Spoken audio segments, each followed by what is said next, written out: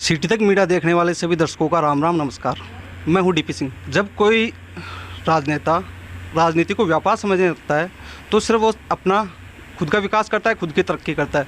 लेकिन अगर कोई राजनेता राजनीति को समाज सेवी समझ के करता है तो न केवल वो समाज का बल्कि देश का विकास करता है। क्षेत्र के साथ साथ क्षेत्र का विकास भी और समाज का विकास भी, साथ में देश का विकास भी। हमारे साथ ऐसे ही एक मेहमान है जो एक सफल बिजनेसमैन है, एक सफल समाजसेवी हैं, अच्छे समाजसेवी हैं और जनता की समस्याएं वो सोल्व कर रहे हैं, उनका समाधान कर रहे हैं।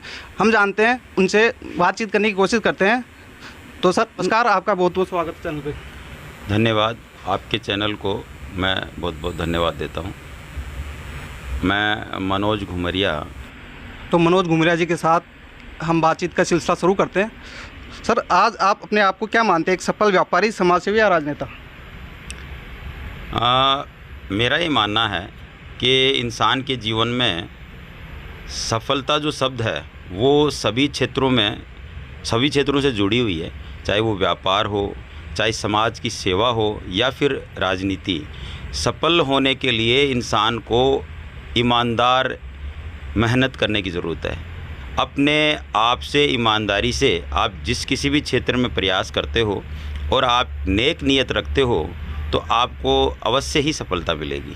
तो मैं सफल व्यापारी और सफल समाज सेवी के साथ साथ अपना जो प्रयास मैंने मेरी खेतड़ी क्षेत्र की सेवा के लिए शुरू किया है, तो मुझे पता है कि मेरे सभी बहनों और भाई खेतड़ी के मुझे आशीर्वाद देंगे और अपनी सेवा का मौका ज़रूर देंगे।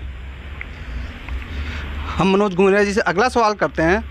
सर, आपके नाम की चर्चा तो खेती के क्षेत्र, गांव-गांव, ढाणी-ढाणी में हो रही है। लोग आपके बारे में बातें तो खूब कर रहे हैं, जानते तो हैं, लेकिन आपको पूरी तरह से नहीं जानते। तो आप अपने बारे में बताइए सर।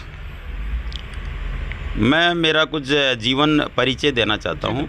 मेरे परिवार में हम लोग 6 भाई और 2 बहनों का हमारा परिवार है, 8 लोग। मेरे पिता और माता, पिताजी खेती की ज़मीन भी बहुत कम थी और बगल में ही जो खान है श्री कृष्ण मोदी जी की, उसमें पत्थर तोड़ते थे।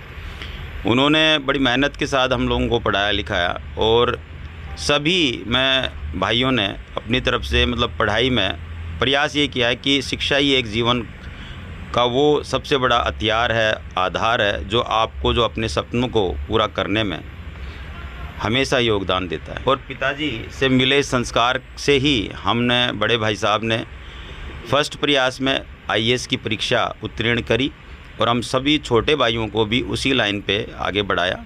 और मैंने मेरा जो पेशा है वो थोड़ा सा अलग चुना और ये मानते हुए कि एक जो फील्ड है वो कोई भी हो, इंसान अगर उसमें सच्ची मेहनत करता है, लगन के साथ मेहनत करता है तो सफलता मिलती है। जिसमें आज व्यापार में मुझे आप देख रहे हैं, वो मेहनत, कड़ी जो मेहनत मैंने की है उसी का ये परिणाम है। हर प्रकार से आप समाज सेवा भी कर सकते हैं, आप लोगों की मदद कर सकते हैं, लोगों को रोज़गार उपलब्ध करा सकते हैं। तो ये सारी जो प्रेरणा मिली है वो माता पिता से मिली, बड़े भाइयों से।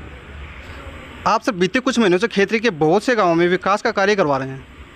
कहीं पानी की समस्या दूर कर रहे हैं, कहीं रास्ते की समस्या सुलझा रहे हैं, कहीं गरीब और बेसहारा का सहारा बन रहे हैं, कहीं आप बच्चों की शिक्षा का खर्चा उठाने, हर तरफ आप ही के चर्चे हैं सर। इसके बारे में आप क्या कहेंगे?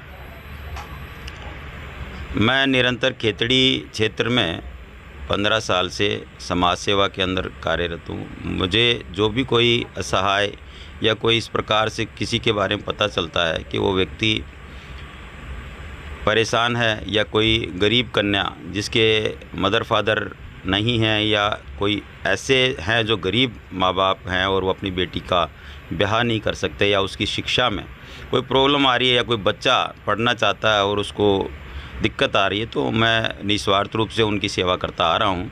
उसी में हमारे द्वारा किए गए बहुत सारे ऐसे काम हैं, जैसे गौशालाओं का प्रबंधन करना, जिससे आपस में हमारे जो गांव हैं बड़े बड़े, उनके अंदर एक समिति और भाईचारा का संदेश भी देते हैं वो। और एक खेती हमारा जो सबसे बड़ा सोर्स है वो भी सेफ़ होता है और गाय माता का भी इसमें कल्याण है कि भाई उनको भी कोई रोज़ाना लठ नहीं मारता, वो भी एक जगह पे व्यवस्थित रूप से उनको भी चारा मिलता है। तो ये जो सेवाएं हमारी चल रही थी, मंदिरों के अंदर सहयोग करना, सामाजिक कार्यों में, जैसे बीच में कोरोना आया तो उसके लिए कोरोना किट उपलब्ध कराना, ऑक्सीजन के सिलेंडर उपलब्ध कराना। हमारे CMHO साहब ने रिक्वेस्ट करी, हमने बहुत तत्परता के साथ में खेतड़ी और नीम का थाना दोनों को ही, आपको ताज्जुब होगा जान के कि मैंने करीब 45 से 50 ऑक्सीजन सिलेंडर ऐसे टाइम पे, क्योंकि मेरे पास में 60 सिलेंडर खुद के हैं ऑक्सीजन के। तो हम हर क्षेत्र में समाज के लिए अपनी सेवा देने के लिए उपलब्ध रहते हैं। सर, आज हर कोई आपकी चर्चा कर रहा है खेतड़ी विधानसभा क्षेत्र में, तो लोग ये जानना चाहते हैं कि आप 2023 का विधानसभा चुनाव खेतड़ी से लड़ रहे हैं। ये खेतड़ी क्षेत्र की मांग है, ये खेतड़ी के जो मूल निवासी हैं उनकी पीड़ा है। देखिए, खेतड़ी में क्या हुआ है कि यहाँ एक जनता को एक सपना दिखा के ठगा गया है। हर बार एक विकास के नाम पे बहुत बड़ी ठगी हुई है। आपके माध्यम से मैं ये कहना चाहता हूँ कि पिछले 40 साल से निरंतर हम देख रहे हैं कि खेतड़ी के अंदर हर बार वोट के नाम पे सिर्फ और सिर्फ छलावा है। ऐसी कौन सी यहाँ पे व्यवस्था है जिसको लेके ये कहा जाए कि यहाँ के जो विधायक बने हैं उन्होंने खेतड़ी के लिए बहुत कुछ किया है।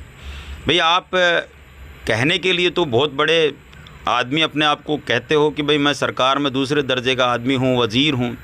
आप 3-3 बार कैबिनेट मंत्री रहे हैं, जिनमें चिकित्सा, शिक्षा, ऊर्जा और आपके पास में PhD जैसे बड़े बड़े डिपार्टमेंट रहे हैं। तो इनके बावजूद भी आज खेतड़ी में चारों तरफ जनता पानी के लिए त्राय त्राय कर रही है। शिक्षा के क्षेत्र में देखें तो यहाँ की स्कूलों की हालत ऐसी है, एकमात्र जो कॉलेज है उसमें पढ़ाने के लिए अध्यापक नहीं है। इकोनॉमिक्स के मास्टर आज भी हमारी कॉलेज के अंदर नहीं है, और बच्चे इकोनॉमिक्स की कहाँ पढ़ेंगे जाके।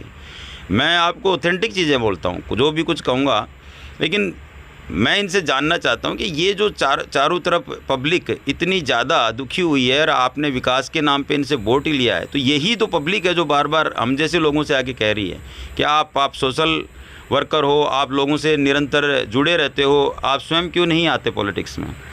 मेरा ध्येय मात्र यही है, अपने खेतड़ी क्षेत्र के लोगों की सेवा करना। इनकी पीड़ा को समझ के ही मैंने ये कदम उठाया है, बाकी मुझे और कुछ नहीं चाहिए। जी सर, जिस तरह से आप लोगों की समाज सेवा कर रहे हैं, समाज सेवा करके उनके दिनों में जगह बना रहे हैं, इससे सर दूसरे नेताओं की चिंता बढ़ा दी आपने। उनके लिए सबसे मुश्किल चुनाव होने वाला, आप उनके लिए सबसे बड़ी चुनौती आप हैं इस बार, इस पर क्या कहेंगे? मेरा मानना ये है कि मैं अपनी जनता के बीच में जा रहा हूँ, और जो मेरी विचारधारा है वो किसी भी प्रकार से ऐसा नहीं है कि मैंने अपने आप को चुनाव के लिए ऐसा बना लिया है। जो लोग मुझसे पहले से जुड़े हुए हैं या मेरे साथी हैं, दोस्त हैं, वो सब जानते हैं कि इसका नेचर ऐसा ही है। तो मैं किसी की चिंता भी नहीं बढ़ाना चाह रहा, न मैं किसी को ये कहना चाहता हूँ। मैं सिर्फ अपनी जनता की सेवा करना चाहता हूँ। अगर जनता मुझे आशीर्वाद देगी तो मैं अच्छे से कर पाऊँगा, क्योंकि आज जिस प्रकार से देख रहा हूँ कि भ्रष्टाचार की पराकाष्ठा हो चुकी है। हर जगह, हर डिपार्टमेंट में इतना ज़बरदस्त भ्रष्टाचार है कि कोई भी व्यक्ति, गरीब से लेके चाहे अमीर हो, सब कट रहे हैं वहाँ पे। ऐसा कोई व्यक्ति नहीं है कि उसके बिना, मतलब रिश्वत दिए बिना काम हो रहे हों। तो मानना यही है कि पब्लिक को ऐसा व्यक्ति चाहिए जो इस सिस्टम को सुधार सके। मैंने लड़ाई सिस्टम की है, पूरा का पूरा सिस्टम चरमराया हुआ है। फंड की कमी नहीं है कहीं पे भी, फंड खूब आते हैं, लेकिन उनको ग्राउंड पे नहीं उतरने दे रहे हैं। अगर वो किसी को फ़ायदा पहुंच रहा है तो उन व्यक्तियों को पहुंच रहा है जो इस राजनीति में, राजनेताओं के इर्द गिर्द और उनकी दिन भर उन्हीं की सेवाओं में लगे रहते हैं, चापलूसगिरी करते रहते हैं। तो इससे तो क्षेत्र का नुकसान हो रहा है बहुत बड़ा। सर, क्या वजह रही कि आपने खेतड़ी विधानसभा क्षेत्र को चुना? कोई वजह होगी सर आपके लिए? बहुत बढ़िया सवाल है आपका कि मैंने पॉलिटिक्स के लिए या राजनीति में अपने आप को मैंने खेतड़ी से ही क्यों देख रहा हूँ। खेतड़ी मेरी जन्मभूमि है, खेतड़ी हमारा घर, गांव सब कुछ है, और मैं मैक्सिमम टाइम खेतड़ी में ही रहा हूँ। मेरा कारोबार भी है यहीं पे, मैंने अपनी रोजी रोटी भी यहीं से शुरुआत करी है। फिर हर प्रकार से इस जनता को इस तरीके से त्रस्त होते हुए देखते हैं तो कहीं ना कहीं हमें भी दर्द है कि यार हम लोग यहाँ के मूल निवासी हैं। अगर राजनीति किसी ऐसे उद्देश्य से की जाए कि मुझे तो राजनेता बनना है और कुछ पॉलिटिक्स में जाके कुछ हासिल करना है, तो आप समझ सकते हैं कि मैं एसटी कैटेगरी से बिलोंग करता हूँ और कहीं भी टिकट प्राप्त कर सकता हूँ बड़ी पार्टियों की। लेकिन आपके माध्यम से मैं ये कहना चाहता हूँ कि मुझे सिर्फ़ और सिर्फ खेतड़ी की पब्लिक के लिए मैंने एक कदम बढ़ाया है, बाकी और कोई इच्छा ही नहीं है मेरी बहुत ज़्यादा। सर, आपको कब लगा कि आप एक सफल बिजनेसमैन हैं, कर रहे हैं? आपको कब लगा कि नहीं, अब मुझे राजनीति में उतरना चाहिए, राजनीतिक पारी की नई शुरुआत करनी चाहिए? राजनीतिक जीवन तो बहुत पहले मेरा शुरुआत हुआ था और ये सत्य बात है जो आपको कहने जा रहा हूँ आपके चैनल के माध्यम से। 2003 में मैं 25 साल का था और मेरे परिवार की हमेशा से ये इच्छा रही है, विशेष रूप से मेरे जो बड़े बड़े ब्रदर हैं, कि मैं पॉलिटिक्स में आऊँ। लेकिन आपको ये कहना चाहूँगा कि ये जो टाइम है आज का, ये मनोज की इच्छा है और पब्लिक हमारी खेतड़ी की डिमांड है, हमारे लोगों की जो परेशान हैं उनकी डिमांड है। उनकी इच्छा के लिए मैंने एक कदम बढ़ाया है। इससे मुझे बीच में जो गैप है वो ये दर्शाता है कि मैं जब भी पॉलिटिक्स के अंदर मैंने मूव किया है वो परिवार की इच्छा से किया था। लेकिन फर्स्ट टाइम ऐसा है जब मैं पब्लिक की सेवा के लिए स्वयं की इच्छा से आगे बढ़ रहा हूँ और पब्लिक इस चीज़ को सराह रही है। और मुझे उम्मीद है कि जो इंसान अपने लिए न करके और लोगों की सेवा करने के लिए कर रहा है और उनको इस बात का एहसास है कि मुझे कुछ नहीं चाहिए उनकी सेवा के अलावा, और वो पूरा विश्वास और वो समर्थन मुझे देंगे। सर, खेतड़ी विधानसभा का चुनाव सबसे मुश्किल चुनाव माना जाता है, ये आप भी जानते हैं। इसमें बड़े बड़े दिग्गज भी हार चुके हैं। तो सर, ये चुनाव आपके लिए कितना मुश्किल होने वाला है? मैं जिस प्रकार से लोगों के बीच में हूँ, जैसे सर्व समाज की सेवा कर रहा हूँ, बिना किसी भेदभाव के हर इंसान को गले लगाता हूँ, तो मुझे नहीं लगता है कि चुनाव कोई मुश्किल है। मैं अपना कर्म कर रहा हूँ और मेरा मानना है कि आप कर्म करे जाओ, रिजल्ट क्या होगा वो ऊपर वाले पे छोड़ो। यहाँ की जनता बहुत समझदार है, उसे पता है क्या करना है। सर, आप खेती क्षेत्र के लगभग ज़्यादातर गाँव में आप जा चुके हैं, लोग आपको अपनी समस्याओं से अवगत करा रहे हैं। आपको सर खेतड़ी में ज़्यादातर कौन सी समस्या लगती हैं? मैं खेतड़ी के बड़े बड़े गांव, बड़े बड़े जो कस्बे हैं और उन्हीं के साथ में छोटी ढाणियों में सब मैं काफ़ी घूम चुका हूं। अभी तक जो हमारी मूलभूत आवश्यकताएं हैं, जिनमें सबसे सर्वोपरि है पानी। अब ये इतना ज़बरदस्त गर्मी का मौसम जो बीता है, इसमें आपको मैं बताना चाहता हूं आपके चैनल के माध्यम से कि पब्लिक चारों तरफ पानी के लिए त्राय त्राय कर रही है। ऐसी स्थिति है, कोई जगह हमको ऐसी नहीं मिली जहाँ से पानी की डिमांड न आई हो। इसका सबसे बड़ा एग्जांपल एक उपखंड का हेडक्वार्टर कस्बा, जिसको अपन खेतड़ी बोलते हैं मूल, वहाँ भी आज हमारे द्वारा करीबन 20 से 25 टैंकर पर डे सप्लाई होते हैं पानी के। जब उस जगह पे उस कस्बे के पानी की जो व्यवस्था है वो सुचारू रूप से नहीं है, तो जो ढाणियाँ हैं, गांव हैं, उनकी पोजीशन आप समझ सकते हैं। यहाँ एक बहुत बड़ी योजना का बखान करते हैं हमारे जो विधायक हैं, ये कुंभाराम लिफ्ट नहर योजना। नो डाउट वो बहुत बड़ी योजना है, 950 करोड़ रुपए की राज्य सरकार का पैसा उसमें लगा। लेकिन आप कभी मिलें तो उनसे पूछना कि उसका जो बेनिफिट है, उसका फ़ायदा कितने लोगों को मिल रहा है। आज वो व्यवस्था पूरी अव्यवस्था का शिकार हो गई। तो सर, क्या आपको लगता है कि इस चीज़ के लिए जो खेतड़ी दूसरी विधानसभाओं से पिछड़ गया है, तो इसके लिए आप जो पहले के जो नेता हैं उनको मानते हैं इसके जिम्मेदार? बिल्कुल, मैं इसके लिए यहाँ जितने भी विधायक रहे हैं पूर्व, उनको इस चीज़ के लिए जिम्मेदार मानता हूँ। और एक जानबूझ करके उपेक्षा, पेशे से जो आदमी डॉक्टर होगा, क्या उसको चिकित्सा के बारे में आप समझाएंगे? जो चिकित्सा मंत्री होगा उसको ये बताएंगे कि उसके क्षेत्र में क्या होना चाहिए? जब वो चिकित्सा मंत्री थे उस स्थिति में भी उन्होंने खेतड़ी के हॉस्पिटल की सुध नहीं ली। इस हॉस्पिटल में आज क्या है जिसका नाम अजीत है? यहाँ एक सामान्य मरीज़ का इलाज नहीं होता है। यहाँ चारों तरफ बदबू आ रही है, टॉयलेट सड़ रहे हैं। आप ही के चैनलों के माध्यम से जनता को पता चल रहा है कि खेतड़ी उपखंड के अंदर एक ऐसा हॉस्पिटल भी नहीं है जो एक सामान्य बीमारी के लिए आदमी को अटेंड कर ले और उसका इलाज कर दे। तो इससे बड़ी उपेक्षा और क्या होगी। यहाँ 1980-90 के दशक में एक हॉस्पिटल हुआ करता था, आप लोगों के नॉलेज में है तो, केसीजी जिसका नाम, और वो उस समय आधुनिक सुविधाओं से लेस हॉस्पिटल था। एसएमएस के सारे इलाज यहाँ हुआ करते थे। आज उस हॉस्पिटल की स्थिति आप जाके देखें, वहाँ मलेरिया की 2 टेबलेट मिल सकते हैं आपको, बाकी और कोई व्यवस्था नहीं है। धूल फांक रहा है पूरा बड़ा हॉस्पिटल। तो कुछ तो ये मतलब आदमी आगे की तरफ बढ़ रहे हैं, लोग चांद की तरफ जा रहे हैं और खेतड़ी पीछे की तरफ जा रही है।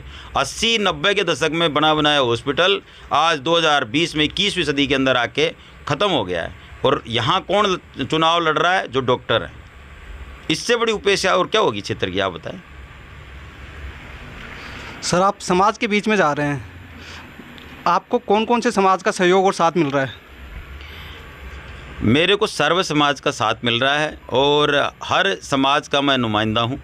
मैं जातिवाद और धर्म में विश्वास नहीं कर रखता हूँ। मेरा एक ही मानना है कि हम इंसान हैं, ठाकुर जी परमात्मा के बनाए हुए लोग हैं और हम सभी को एक ही प्रण करना चाहिए कि सभी लोग खेतड़ी वासी और हम सब मिलके खेतड़ी के विकास की जो गंगा है, हकीकत में जो आज तक नहीं बही, बस उसी गंगा को बहाना है। उस खेतड़ी का विकास ही हमारा एकमात्र ध्येय है। हम खेतड़ी का विकास चाहते हैं, इससे ज़्यादा कुछ नहीं।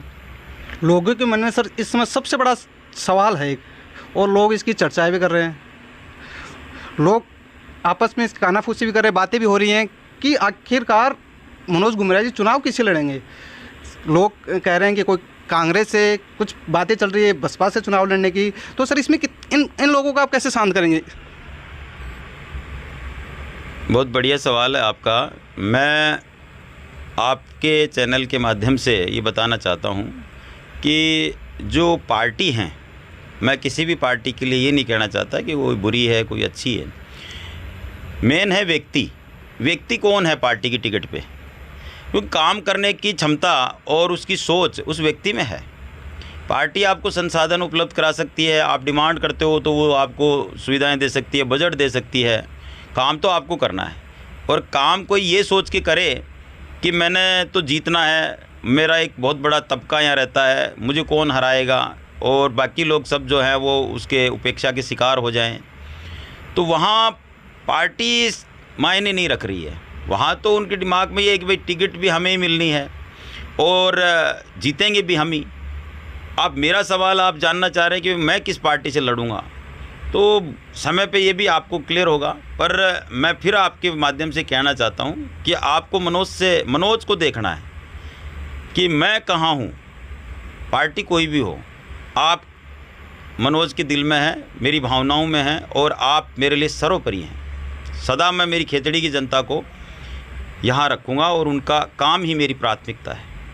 गुमराह जी से हम अंतिम सवाल लेते हैं और उनसे पूछते हैं उनके मन में खेतड़ी के विकास के लिए क्या क्या योजनाएं हैं, क्या क्या विचार है और खेतड़ी का विकास किस तरह करना चाह रहे हैं। और अगर वो विधायक बन जाते हैं, अगर खेतड़ी की जनता उन्हें आशीर्वाद देती है, तो खेतड़ी को कितनी ऊंचाइयों पे ले जाएंगे।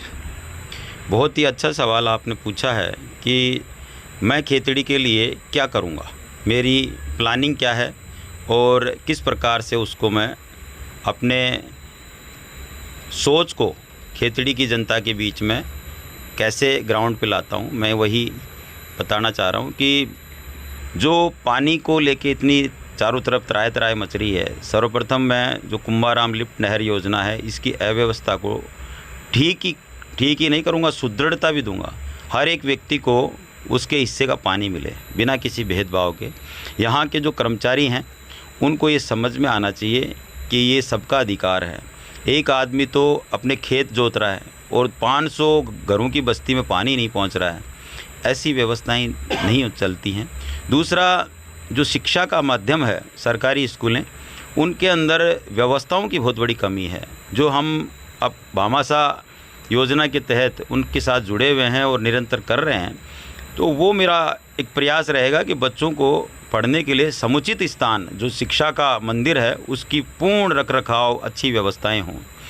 तीसरा, जो बच्चे यहाँ से खेतड़ी से हैं और उन्होंने ग्रेजुएशन कर लिया या एमए कर लिया और वो आज अपने कैरियर को देखते हुए ये सपने बुन रहे हैं कि हमारी नौकरी लगेगी, हमारी शादी ब्याह होंगी, हमारे माँ बाप का हम सहारा बनेंगे, उनके लिए सबसे पहले मैं ये कहना चाहता हूँ कि शीघ्र अतिशीघ्र मैं वो कोचिंग इंस्टीट्यूशन यहाँ पे खोल रहा हूँ जिनसे मेरे इन नौजवान भाई और बहनों को मैं हेल्प कर पाऊँ इनके कैरियर को बनाने में, नौकरी पाने में।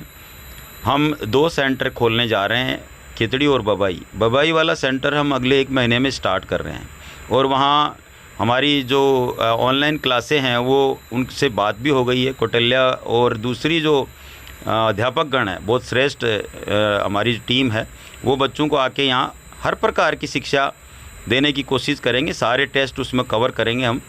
यहाँ मैं चाहूँगा कि खितड़ी के बच्चे IAS को लेके भी अपने आप को तैयार करें। मैं आपको विश्वास दिलाना चाहता हूँ कि हमारे देश की सबसे बड़ी सर्वोच्च सेवाएं हैं ये, और हम में से ही वो बच्चे हैं। आपके बीच में मेरा परिवार है, हम भी आप ही के लोग हैं, आप ही के अंदर से हैं। जो बच्चा मन लगा के मेहनत करता है, IAS की सीढ़ी दूर नहीं है और आपको सारी सुविधाएं मैं दूंगा। यहाँ पे सिपाही से लेके IAS की तैयारी करवाएंगे। ये तो इन नौजवान साथियों के लिए है। हॉस्पिटल हमारे लिए ऐसी एक प्राथमिक चीज़ है कि जो उपचार के लिए मेरे भाई बहन नीम का थाना, जयपुर, झुंझुनू मारे फिरते हैं। मेरा पहला प्रयास होगा कि जो अजीत हॉस्पिटल है उसके अंदर एक सुदृढ़ व्यवस्था हो। यहाँ चारों तरफ नहीं तो कोई जांच की मशीनें हैं और न ही कोई ठीक से स्टाफ है जो लोगों को यहाँ चेक करे और उनको इलाज करे। उन चीज़ों को ठीक करना। जो KCC हॉस्पिटल आज बिल्डिंग उसकी ख़राब हो रही है, उसको दोबारा से उसी स्थिति में लेके आना। फ्यूचर के अंदर खेतड़ी के अंदर जो रोज़गार के जो साधन हैं, कोई आदमी इनकी तरफ नहीं सोचता है। यहाँ बहुत बड़े रोज़गार के रूप में जो हमारा कॉपर उपक्रम हुआ करता था, उसको राजनेताओं ने अपनी विचारधारा और अपने स्वार्थ की भेंट चढ़ा के बहुत बड़े तबके को बेरोज़गार कर दिया। 10,000 आदमी निकाले गए। और आज सबसे बड़ी विडंबना तो ये हो रही है, आपके चैनल के माध्यम से एक सनसनी न्यूज़ आपको बताने जा रहा हूँ कि कोपर में वो लग रहे हैं जो हमारे स्टेट से नहीं हैं। मैक्सिमम बिहारी और बंगाली, झारखंडी लोग हैं। अगर आज आप कोपर में नौकरी पाना चाहते हैं, राजस्थान की आप खेतड़ी के मूल निवासी हैं, तो उनको माध्यम बनाना पड़ रहा है और उनके अंदर भ्रष्टाचार चल रहा है। 50-50 हज़ार रुपये दे के लोग नौकरी पा रहे हैं। हमारी खान, हमारी खनिज संपदा, हमारी जगह और हम लोग प्रदूषण झेल रहे हैं और नौकरी पा रहे हैं बिहारी आके। ये कहाँ का न्याय है? मैं जानना चाहता हूँ इनसे, आपके चैनल के माध्यम से। मेरा यही कहना है कि मेरे क्षेत्र की जनता और खेतड़ी का विकास ही मेरा एक सपना है, जिसके लिए आप मेरा हाथ पकड़ें, मेरे को आशीर्वाद दें।